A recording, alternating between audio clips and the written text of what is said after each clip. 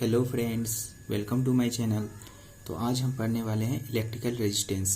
तो सबसे पहले हम इसका डिफिनीसन देखते हैं। तो आइए हम पहले डिफिनीसन को लिख लेते हैं। देखिए, तो इलेक्ट्रिकल रेजिस्टेंस जो डिफिनीसन है इसका, the resistance of a conductor is the property of virtue of which it opposes the flow of charge through it. यानी कि रेजिस्टेंस जो है ना कंडक्टर का वो प्रॉपर्टी है जो किसी भी अगर कोई भी चार्ज अगर कंडक्टर से फ्लो करता है तो उसको क्या करता है, अपोज करता है। डेट मीन्स, इसका मतलब the more is the resistance the less is the current. यानी कि चार्ज फ्लो करने का मतलब क्या हुआ कि करंट फ्लो करना। अगर रेजिस्टेंस ज्यादा है तो करंट क्या होगा, कम फ्लो करेगा। यानी कि वो जो रेजिस्टेंस जो होता है ना, कोई भी करंट को क्या करता है, फ्लो करने से रोकता है। यानी कि आप ये ऐसा सोच सकते हैं कि ये एक फ्रिक्शन की तरह है। जैसे फ्रिक्शन कोई भी फोर्स को क्या करता है, अपोज करता है, रिलेटिव मोशन को अपोज करता है। तो उसी तरह यहाँ पे रेजिस्टेंस होता है। रेजिस्टेंस क्या करता है, करंट को अपोज करता है। आइए अब इसका हम डेरिवेशन देखते हैं। जैसे मान लेते हैं कि ये कोई एक कंडक्टर है मेरा,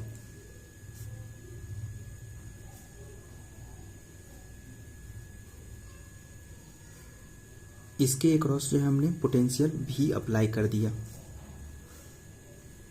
ठीक है।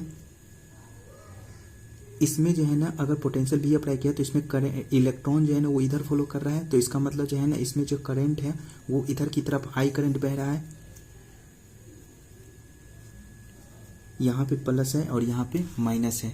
तो यहाँ से जो है ना करंट आई बह रहा होगा इधर की तरफ। इस तरह से इलेक्ट्रॉन को क्या हो रहा है, इलेक्ट्रॉन इधर की तरफ फ्लो हो रहा होगा। तो रेजिस्टेंस जो डिफाइंड है, रेजिस्टेंस जो डिफाइंड है आर बराबर जो है वो भी बट्टा आई। इस तरह से रेजिस्टेंस मेरा डिफाइंड है। यानी कि अप्लाइड पोटेंशियल बट्टा करंट, जो भी करंट हो रहा है, ये क्या है मेरा, ये है मेरा रेजिस्टेंस। ये क्या है मेरा, अप्लाइड पोटेंशियल।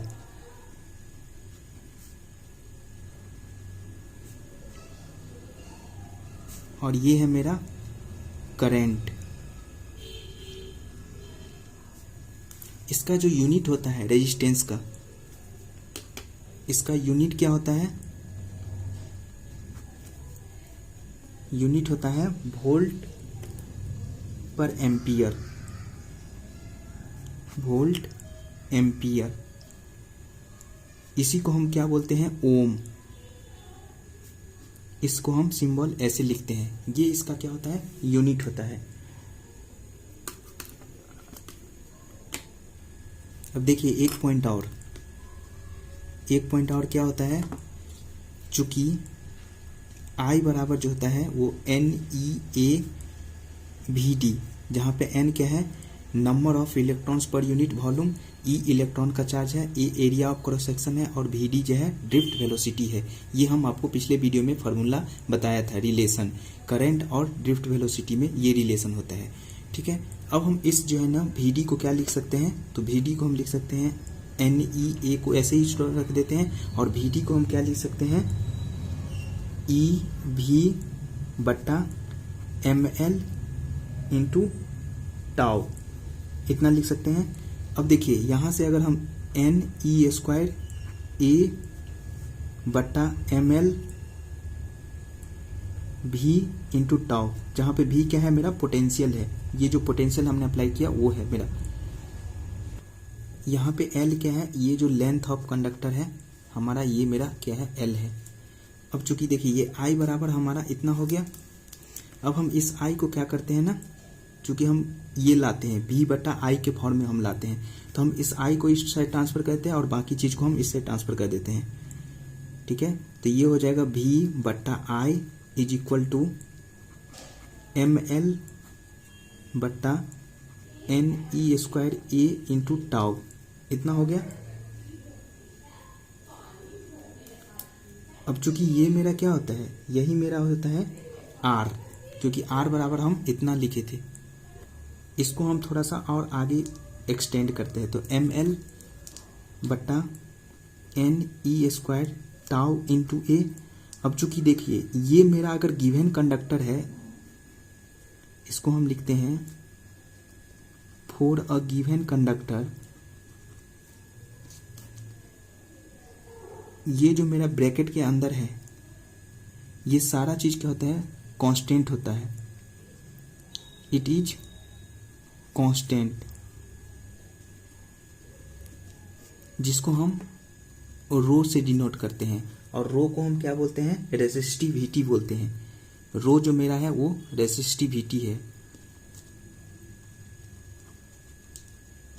ये मेरा है रेसिस्टिविटी, इसको रो से डिनोट करते हैं। तो ये जो मेरा V बटा I हो गया ये तो R हो गया, और इतने को हमने रो मान लिए, और ये इस L को भी हमने अलग कर लिया, L को हम अलग कर लेते हैं। यानी कि ये जो मेरा है रो का वैल्यू जो हो गया है, रो का वैल्यू m बटा n e square into tau, ये हो जाता है मेरा रो का वैल्यू।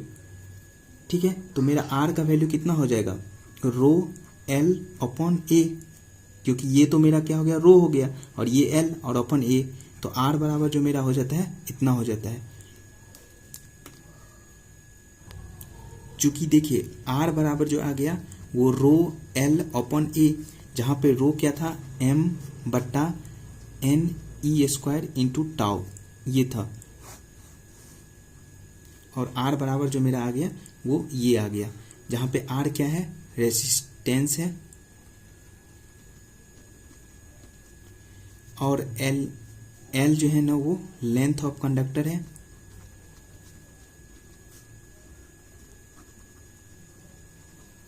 और A क्या है, area of cross section of conductor,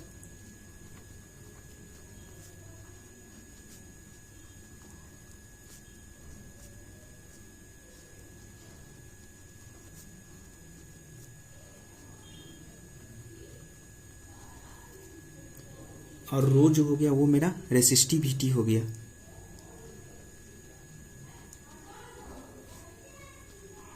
और m क्या था, मास ऑफ इलेक्ट्रॉन,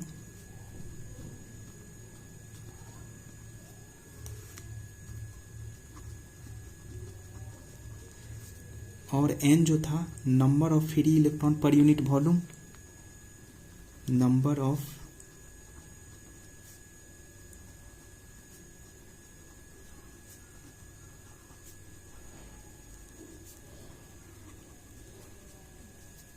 और टाउ जो था मेरा वो रिलैक्सेशन टाइम था।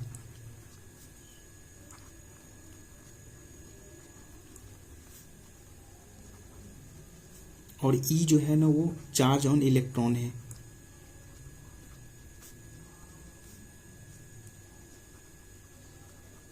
जिसका वैल्यू होता है 1.6 into 10 to the power -19 coulomb. ये मेरा हो गया, आपको इतना चीज पता चल गया। अब हम आइए देखते हैं, इससे रिलेटेड एक क्वेश्चन भी देखते हैं। तो हम आइए क्वेश्चन लिखते हैं। तो देखिए यहाँ पे एक क्वेश्चन क्या है कि एक wire of length L has a resistance R, this wire is stretched to twice of its original length, find the new resistance. कह रहा है कि एक वायर है, ये एक वायर हो गया, इसका जो है ना ओरिजिनल लेंथ जो है ना L है, और इसका रेजिस्टेंस इनिशियली R है, ये इनिशियल है। ठीक है, तो इसका रेजिस्टेंस R बराबर क्या हो जाएगा, रो L अपॉन A, चूंकि ये मटेरियल रो है। अब क्या कर दिया जाता है ना, इसी वायर को अब हम क्या करते हैं, स्ट्रेच कर दिए। स्ट्रेच का मतलब होता है खींचना, यानी कि स्ट्रेच कर दिए, इसको हम लंबा कर दिए खींच के, या वायर यही है, इसको बस हम क्या कर दिए, पतला कर दिए खींच के, इतना लंबा कर दिए मान लेते हैं। इसका लेंथ जो हो जाता है अब वो 2 टाइम्स हो जाता है, यानी कि इसमें दिया हुआ है कि twice of its original length, यानी इसकी ओरिजिनल लेंथ को 2 गुना कर देते हैं। तो अब इस वायर का जो रेजिस्टेंस होगा R डैश, वो कितना होगा हमसे पूछ रहा है। तो देखिए R डैश जो है ना वो R के कितने टाइम्स हो जाएगा, तो R डैश का मान जो हो जाएगा वो रो मान लेते हैं ओरिजिनल, इसका अभी इनिशियल लेंथ जो है ना L डैश बड़ा L डैश है, L डैश का मान 2L है, तो रो L डैश बट्टा A, एरिया भी, एरिया ऑफ क्रॉस सेक्शन कैसे निकालेंगे, तो एरिया ऑफ क्रॉस सेक्शन जो है ना वो A डैश हो जाएगा, क्योंकि एरिया ऑफ क्रॉस सेक्शन भी चेंज हो जाएगा। अब एरिया ऑफ क्रॉस सेक्शन को हमको निकालना पड़ेगा, तो उसको हम कैसे निकालेंगे, तो उसके लिए जो है ना हम ये जो वायर है इसका वॉल्यूम जो है ना दोनों जगह क्या होगा, सेम होगा। तो सबसे पहले हम इनिशियल वॉल्यूम निकालेंगे। इनिशियल वॉल्यूम क्या होगा, V इनिशियल बराबर हो जाएगा मेरा, यहाँ पे जो वॉल्यूम होगा वो एरिया इंटू लेंथ, तो एरिया इसका क्या है A, इंटू लेंथ इसका क्या है L, और इसका जो फाइनल वॉल्यूम होगा, यहाँ पे जो वॉल्यूम होगा फाइनल, तो भी फाइनल वॉल्यूम जो होगा एरिया इंटू लेंथ, तो एरिया यहाँ पे ए डैश हो जाता है और लेंथ जो है इसका ये 2 टाइम्स हो जाता है, तो ये इसका फाइनल वॉल्यूम हो गया। चूंकि वॉल्यूम दोनों जगह मतलब कि मटेरियल जो भी लिया गया है वो तो हर जगह दोनों जगह सेम होगा, चाहे उसको लंबा कर दे या फिर चौड़ा कर दे, उससे तो वॉल्यूम में कोई चेंज नहीं होगा। तो वॉल्यूम इनिशियल जो बराबर हो जाएगा वो वॉल्यूम फाइनल के। ठीक है, यहाँ पे आप लिख सकते हैं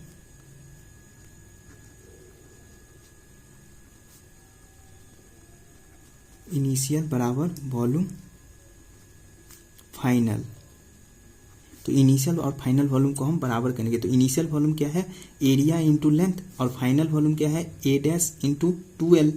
अब देखिए यहाँ से ए डैश अगर निकालेंगे तो L से L तो मेरा कैंसिल हो गया, तो ए डैश बराबर कितना हो गया, A/2, यानी कि एरिया जो है ना वो हाफ हो जाएगा। तो अब यहाँ पे हम पुट कर देंगे, तो R डैश बराबर मेरा क्या हो जाएगा, रो L डैश का मान क्या है 2L, और एरिया का मान जो है ना वो A/2 है। तो इसको अगर हम सॉल्व करेंगे तो रो इंटू ये ऊपर चला जाएगा, तो ऊपर जाके क्या हो जाएगा 4 हो जाएगा, 4 रो L अपॉन A, और चूंकि रो L अपॉन A का मान क्या है R है, तो ये जो हो जाएगा इंटू 4, और इसको हम क्या लिख सकते हैं, इतने को हम R लिख सकते हैं, तो ये 4R हो जाएगा। यानी कि R डैश जो होगा नया जो रेजिस्टेंस होगा वो 4 टाइम्स ऑफ ओरिजिनल रेजिस्टेंस की हो जाएगा।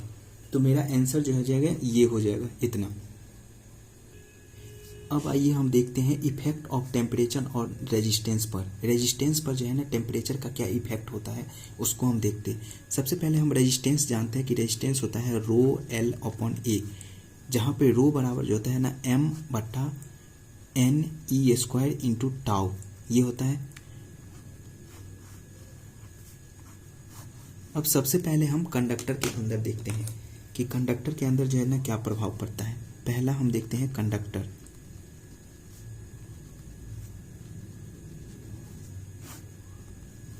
कंडक्टर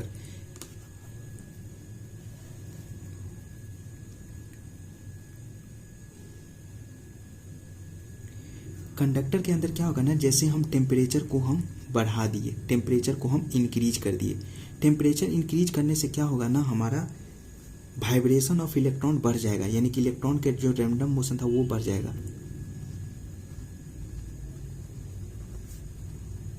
वाइब्रेशन ऑफ इलेक्ट्रॉन्स वो क्या हो जाएगा, बढ़ जाएगा।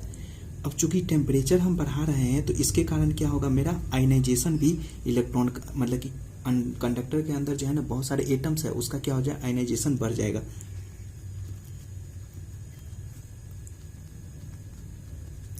आयनाइजेशन इंक्रीज कर जाएगा।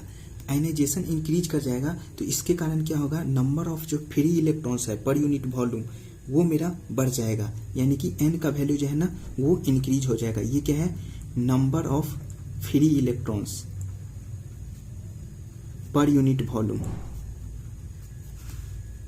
पर यूनिट वॉल्यूम, ये मेरा क्या होगा, बढ़ जाएगा। इसके बढ़ने के कारण क्या होगा ना कि जैसे मेरा क्या होगा, ये जैसे ही बढ़ेगा तो रो का वैल्यू क्या हो जाएगा, नीचे आ रहा है यहाँ पे, तो n का वैल्यू यहाँ से रेजिस्टेंस क्या हो जाएगा, डिक्रीज कर जाएगा, क्योंकि n का वैल्यू जैसे ही बढ़ेगा तो रेजिस्टेंस डिक्रीज कर जाएगा।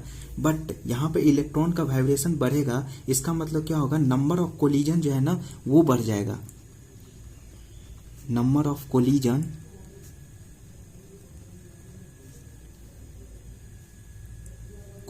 Increases, number of collision increase होगा तो इससे क्या होगा ना कि रिलैक्सेशन टाइम जो है ना वो घट जाएगा, क्योंकि जो है ना नंबर ऑफ कोलिजन बढ़ने के कारण क्या होता था, रिलैक्सेशन टाइम वही होता था जब दो कंजिक्यूटिव लगातार कोलिजन के बीच का जो टाइम होता था उसी को हम क्या बोलते थे, रिलैक्सेशन टाइम बोलते थे। तो वो मेरा क्या हो जाएगा कि मतलब कि जो है ना घट जाएगा, क्योंकि अब जल्दी जल्दी कोलिजन होगा, क्योंकि नंबर ऑफ इलेक्ट्रॉन्स का वाइब्रेशन अगर बढ़ गया तो अब कोलिजन क्या हो जाएगा, जल्दी जल्दी होने लगेगा। तो रिलैक्सेशन टाइम यानी कि टाउ का वैल्यू क्या हो जाएगा, डिक्रीज कर जाएगा, और टाउ का वैल्यू जैसे ही डिक्रीज करेगा तो यहाँ पे रेजिस्टेंस क्या होगा, इसकी वजह से बढ़ जाएगा, यानी कि टाउ क्या हो जाएगा, डिक्रीजेज। तो टाउ अगर घटेगा तो रेजिस्टेंस क्या हो जाएगा, वो बढ़ जाएगा, यानी कि इंक्रीज कर जाएगा, increases.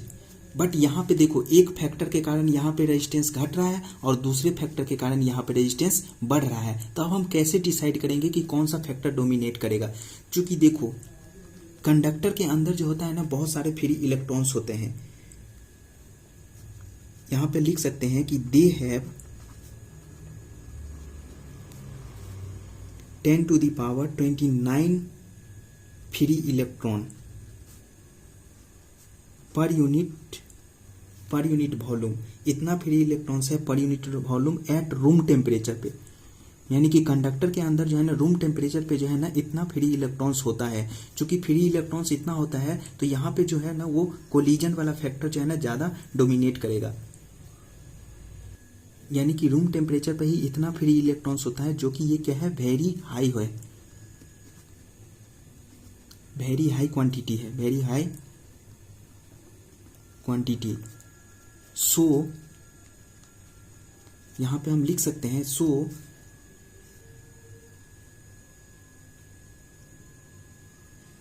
Number of free electrons per unit volume factor को हम क्या कर सकते हैं, नेग्लेक्ट कर सकते हैं। n is insignificance insignificant.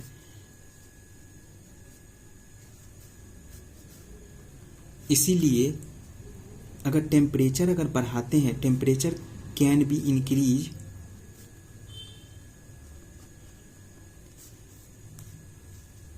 Row, temperature अगर इंक्रीज करेंगे तो रो का वैल्यू इंक्रीज कर जाएगा, क्योंकि टाउ क्या हो रहा है, टाउ जो है ना वो डिक्रीज कर रहा है, ये फैक्टर मेरा ज़्यादा इम्प्रूव कर रहा है, तो ओवरऑल क्या हो जाएगा, रेजिस्टेंस मेरा जो है ना वो बढ़ जाएगा। तो कंडक्टर के अंदर हम बोल सकते हैं कि रेजिस्टेंस टेम्परेचर बढ़ाने पर क्या हो रहा है, बढ़ रहा है। तो यानी कि टेम्परेचर हमने इंक्रीज किया तो रेजिस्टेंस मेरा इंक्रीज कर दिया, ये हमारा हो गया कंडक्टर के अंदर। अब हम दूसरा देखते हैं सेमी कंडक्टर के अंदर। इससे पहले हम क्या देखते हैं कि एक ग्राफ देखते हैं। जैसे हम एक कॉपर मेटल का एक ग्राफ बनाते हैं, तो कॉपर मेटल का एक ग्राफ बनाते हैं ना, तो यहाँ पे अगर हम टेम्परेचर लेते हैं और यहाँ पे रेजिस्टेंस या फिर हम रो ले सकते हैं, दोनों में से कोई भी ले सकते हैं, तो इसका ग्राफ जो होता है ना इस तरह से इंक्रीज होता जाता है। यानी कि ये जो है ना टेम्परेचर जैसे जैसे बढ़ा रहे हैं, इसका ग्राफ जो है ना वैसे वैसे इंक्रीज कर रहा है, और इसको हम केल्विन में रखते हैं। अब दूसरा हम देखते हैं सेमी कंडक्टर के अंदर।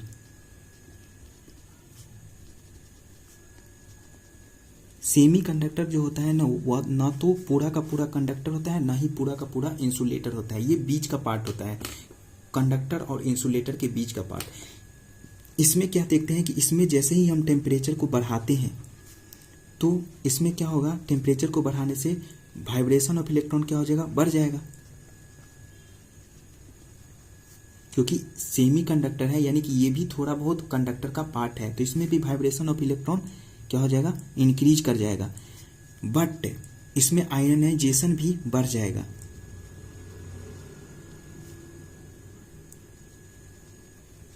आयनाइजेशन भी इंक्रीज कर जाएगा। आयनाइजेशन इंक्रीज करने के कारण क्या होगा कि number of free electrons per unit volume, free electrons per unit volume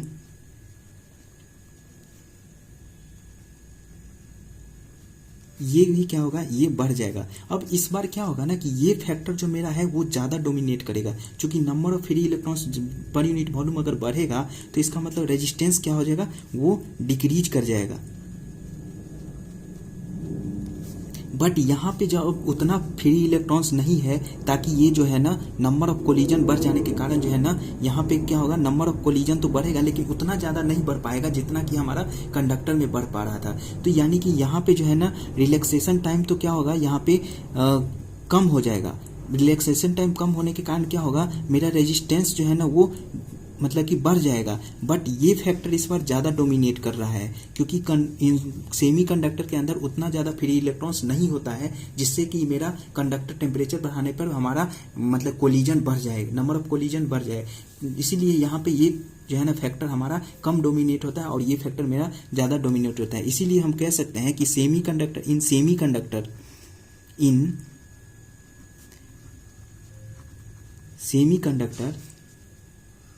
temperature is increase resistance will be decrease।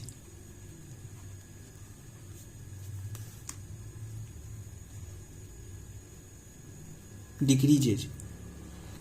अगर हम सेमी कंडक्टर का ग्राफ बनाते हैं ना तो वो इस तरह से होगा। यहाँ पे हमने टेम्परेचर रखा केल्विन में, और यहाँ पे कोई सेमी कंडक्टर का मटेरियल है जिसका रेजिस्टेंस R है। तो अगर हम टेम्परेचर बढ़ाते हैं तो हमारा ग्राफ जो है ना वो इस तरह से जाएगा, डिक्रीज करता हुआ जाएगा।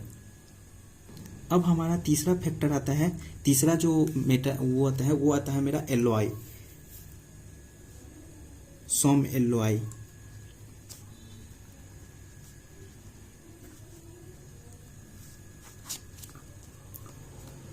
एलओआई में क्या क्या हो जाता है, तो एलओआई में हो जाता है नाइक्रोम, दूसरा होता है मैग्नीज,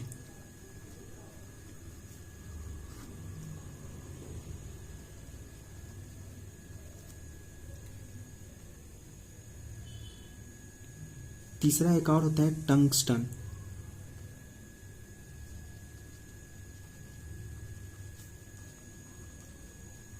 ये सब मेरा एलओआई हो जाता है। इसमें क्या होता है ना कि इसमें अगर हम टेम्परेचर बढ़ाते हैं, टेम्परेचर को जैसे ही हम इंक्रीज किए तो इसमें जो है ना कोई फर्क नहीं पड़ता है इस पर। ये जो है नियरली सेम होता है, नियरली सेम रेजिस्टेंस होता है।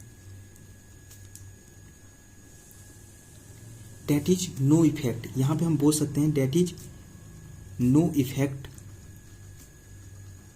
On temperature. टेम्परेचर का इस पर जो है ना वो कोई इफेक्ट नहीं पड़ता है। इसका ग्राफ अगर देखते हैं ना तो इसका ग्राफ इस तरह से हो जाता है। टेम्परेचर है केल्विन में और यहाँ पे रेजिस्टेंस या फिर हम रो रख सकते हैं। तो इसका ग्राफ ना इस तरह से इंक्रीज करता है, यानी कि जैसे जैसे हम टेम्परेचर को बढ़ाते हैं इसका ग्राफ बहुत ही कम इंक्रीज करता है, यानी कि लगभग इसका ग्राफ कांस्टेंट होता है। तो इस वीडियो में बस इतना ही। अगर वीडियो अच्छी लगी हो तो वीडियो को लाइक कर दें और चैनल को सब्सक्राइब कर दें। Thank you.